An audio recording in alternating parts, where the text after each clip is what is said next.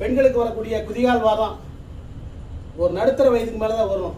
காரணம் வந்து குதிகால் எலும்பு வளர்ச்சி ஏற்படும். எலும்பு வளர்ச்சி ஏற்பட்டு அது கால் கேணியல் கூறுன்னு சொல்லுவாங்க. கால் வலி வந்தால் ரெண்டு காலையில் நேரத்தில் காலை ஊன முடியாது, எதிர்த்து நடக்க முடியாது, சீ பிடிச்ச மாதிரி வெளியே இருக்கும். வேலை செஞ்சுட்டு விட்டுட்டு போகலாமான்னு தோணும். அம்மாவுக்கு ஏற்பட்டது கால் கேணியல் கூறுன்னு சொல்லக்கூடிய குதிகால் வாதம். இந்த வைத்தியசாலைக்கு வந்தாங்க. பயந்து பச்சளையை போட்டு மூலிகை தைல சோறுன்னு கொடுத்தோம். தொடர்ந்து வைத்தியம் பண்ணால் சரியாக போயிடும். நம்ம வைத்தியசாலையில் விரல் எலும்பு முறிவுகள், குதிகால் எலும்பு முறிவுகள், பாதத்தில் ஏற்படக்கூடிய எலும்பு முறிவுகள், குதிகால் வாதம், கால் கேணியல் கூர் இதுக்கு அற்புதமான முறையில் மூலிகை தைல சோறுன்னு கொடுத்து குணப்படுத்த போகிறோம். நாமக்கல் மாவட்டம் பள்ளிப்பாளையம் ஈரோடு அருகில் தினசரி காலையில் வைத்தியம் பார்க்கப்படுகிறது.